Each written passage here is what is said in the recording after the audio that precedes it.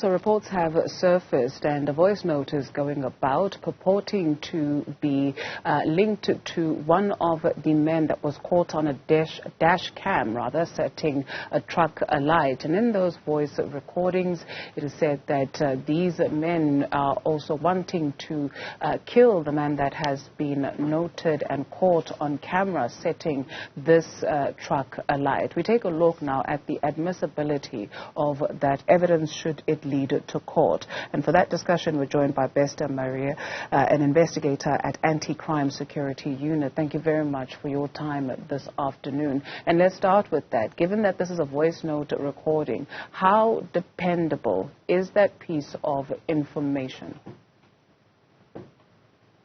Yeah, you can't just go on solely on the voice note. It will be part of it, but you can't solely just go on the voice note.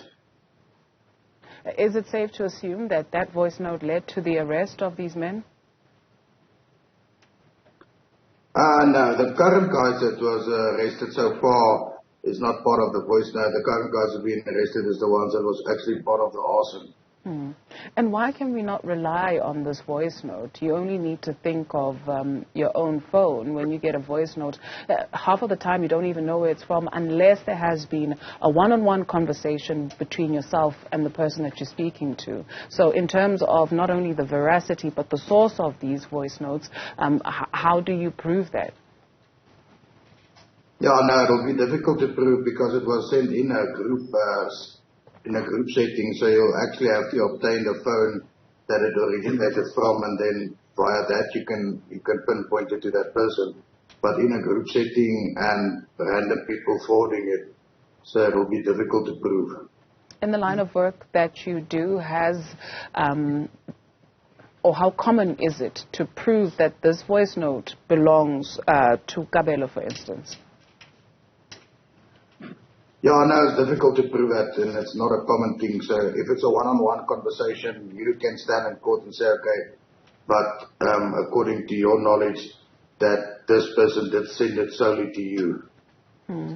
And also, how do you then determine who is speaking? So if you do not know where it comes from, for instance, and they drop it on a group, how do you ascertain whose voice it is? Do we have such technology in the country? I don't think there's technology at this stage in our country that can actually go on a voice to match it to a different person's voice. Thank you very much for your time this afternoon. Maree, an investigator at Anti-Crime Security Unit.